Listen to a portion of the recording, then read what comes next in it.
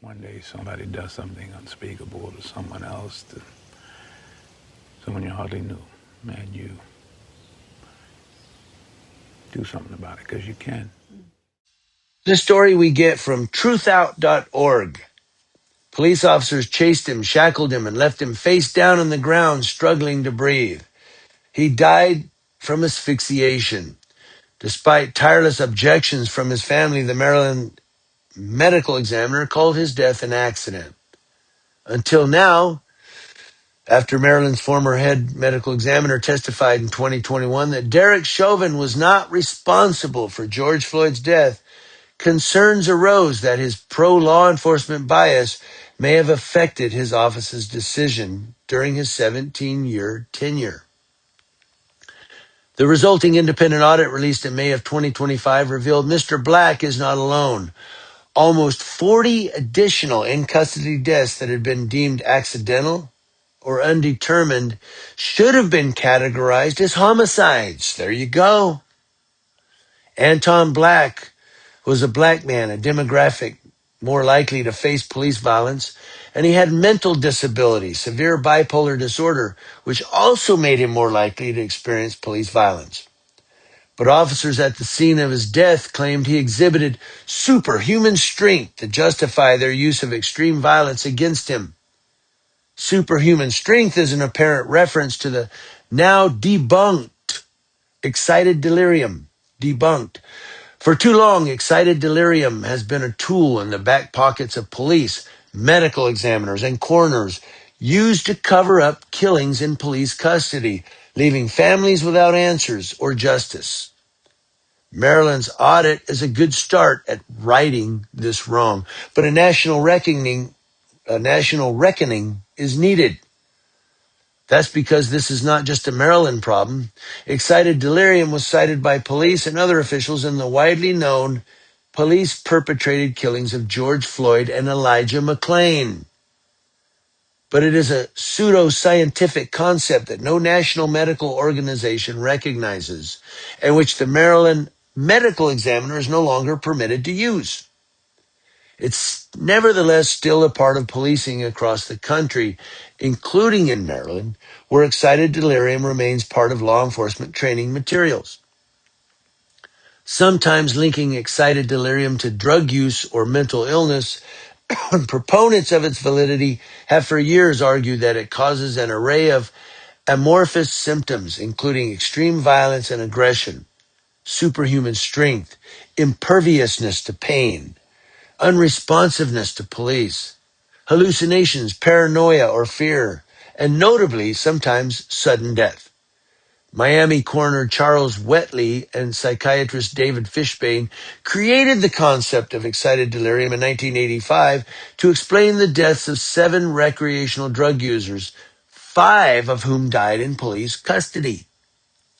Though the authors themselves acknowledged their article was largely speculative, they continued to promote the concept. In the 1980s, Wheatley attempted to explain the deaths of 32 black women found dead in Miami with excited delirium. It turned out the women had been murdered. Many of them showed clear signs of strangulation. Wheatley, nevertheless, persisted for decades in suggesting at least some of the women died of excited delirium. But the medical evidence never supported his claims. Modern-day proponents of this pseudoscience remain a small community of experts steeped in pro-law enforcement bias who have engaged in what appears to be an ideologically driven promotion of excited delirium. They have successfully convinced law enforcement agencies, medical examiners, and coroners who often have no medical training and are sometimes just a local prosecutor or sheriff across the country that excited delirium is real.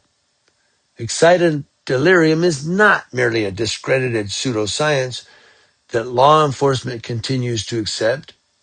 Its vague symptoms give officers the latitude to diagnose any number of people with excited delirium. They serve to transform normal responses to fear and distress into symptoms of a disease that purports to cause hyper dangerousness and threaten the lives of police officers. It is then used to justify using more violence against people in distress and serves as a cause of death if they die afterwards. It's a veritable multi-tool, and these symptoms mirror stereotypes of black people, especially black men, and persons with disabilities, putting them even more at risk of police violence. Since its invention, excited delirium's prevalence in the law enforcement community has never waned. In 2015, Natasha McKenna, a 130-pound black woman, was incarcerated in Fairfax County, Virginia, when her mental health started deteriorating. During a time of psychiatric crises, 6 deputies repeatedly stun-gunned Miss McKenna, who was naked and already handcuffed, causing cardiac arrest. The deputies later claimed McKenna exhibited superhuman or demonic strength, but video of the incident does not support those fantastical claims.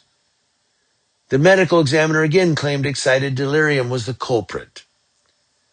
That's their ace in the hole. Excited delirium allows law enforcement's use of extreme force to go unchecked and unexamined. As a post hoc explanation, it serves to justify uses of extreme violence against and even if of the killing of people in crises, especially people with disabilities, and particularly those of color. What happened with the Maryland audit, pointing to dozens of lost lives erroneously explained away, should be the canary in the coal mine for jurisdictions throughout the country who still use excited delirium. A few jurisdictions have banned use of the term excited delirium, and New York is currently considering a bill that would prohibit public officials from even referencing the syndrome in trainings, policies, procedures, death certificates, and autopsy reports. But simply banning the term does not remove excited delirium's influence. The racist and ableist underpinnings of the term and the examined ease with which law enforcement adopted it suggest the need for deeper structural changes. And so, there you go. When these cops go, well, it was excited delirium. He just died. The drugs. They're saying, no, it was homicide. So for George Floyd, all of you guys that say, well, it was excited delirium and his heart just stopped. Now it's been debunked. Derek Chauvin was the cause of the death of George Floyd. Knee on his neck for 9 minutes as he smugly stared at people, telling him, hey, the guy's begging for air. He's begging for water. You're a public servant. I'm a cop, and I'm taking this man's life. You know? I'm not saying George Floyd was a good person. He wasn't a good person. He was a bad guy. But does that mean he deserved to die begging and pleading for his life under the knee of a cop? What kind of cops do we hire? Elijah McClain. He died from excited delirium. But you know how he ended up there? He was a black kid who was autistic with headphones on, digging his music, walking home. And somebody said, there's some black guy tweaking out there. I think you better send the cops. And they decided to come and violate his Fourth Amendment rights. Why? Because they got a call. He wasn't even committing a crime. He was a black kid walking home in the middle of the night. They said, well, he had a ski mask on. So what? It was cold.